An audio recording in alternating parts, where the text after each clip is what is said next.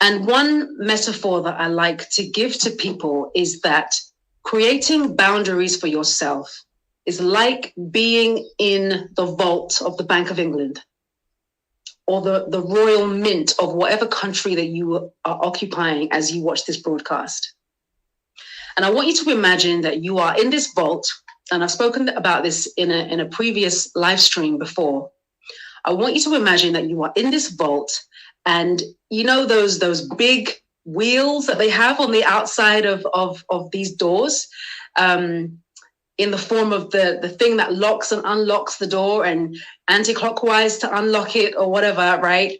And so you put in the pin and then you unlock the door. It's a giant wheel with spokes on it, and you're okay. So now you're in. You've opened the door and now you are in. And all you see is the gold, bars after bars after bars, rows after rows of gold. Now, I want you to imagine that you are stepping into this vault, and I want you to close the door behind you. Don't worry, it's well ventilated, all right? And it's well oxygenated. And I just want you to look at these gold bars. I want you to notice how the gold reflects onto your skin, onto your face. I want you to notice the aura and the glow of the room. I just want you to notice it. This vault is you. These gold bars are your wisdom, your knowledge,